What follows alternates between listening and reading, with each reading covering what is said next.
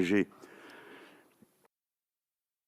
5 minutes de temps de parole pour l'opposition insoumise profondément engagée dans la politique au Sahel. Je ne peux pas faire autrement que d'aller vite et à l'essentiel.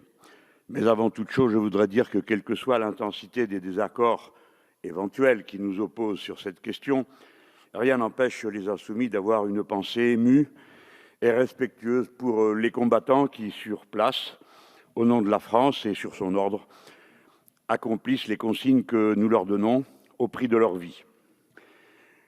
Nous parlons donc de la politique de la France au Sahel et j'ai maintenant moins de 5 minutes pour le faire. C'est un fait assez rare pour être souligné.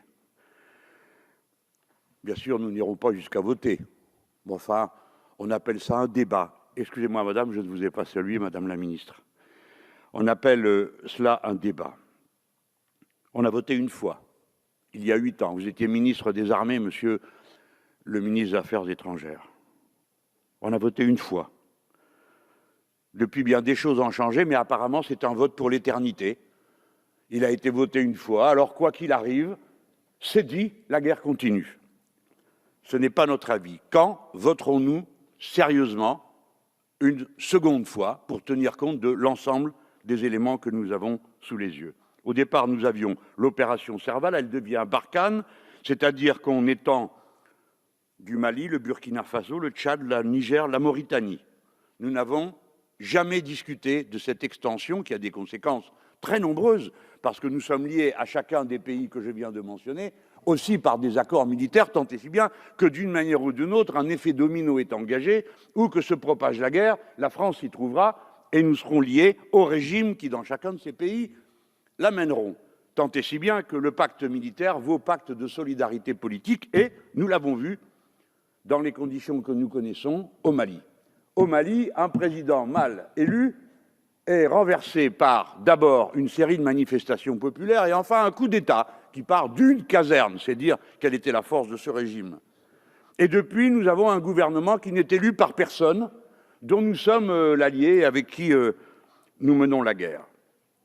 Des voix s'élèvent pour que d'autres encore soient intégrés dans la coalition.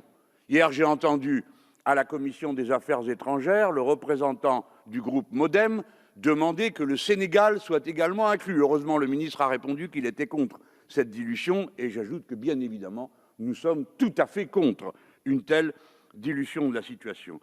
Ce gouvernement, légitime ou pas, il se retrouve pris dans un accord d'Alger dont le ministre dit qu'il est excellent. Après tout, le ministre a le droit de le penser. Mais il apparaît, si mes informations sont bonnes, que ni les représentants de l'opposition au Mali, ni le gouvernement de fait n'en approuvent le contenu parce qu'il y voit une opération de partition de son pays.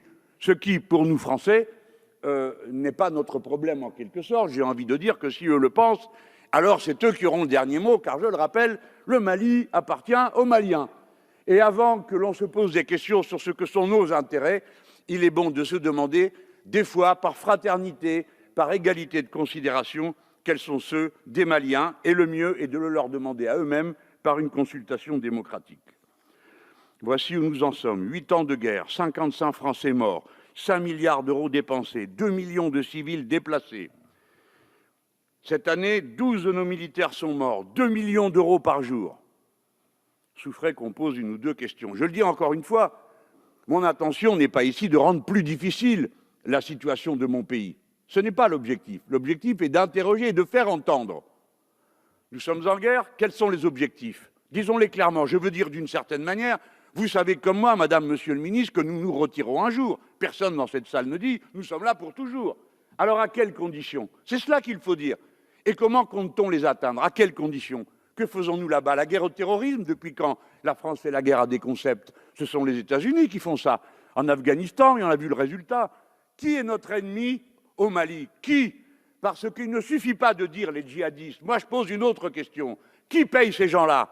Personne ne fera croire que les malheureux qui sont maintenant achetables pour peu dans une carrière militaire autour du lac Tchad qui se vide et où la catastrophe écologique devient une catastrophe politique. Qui les paie?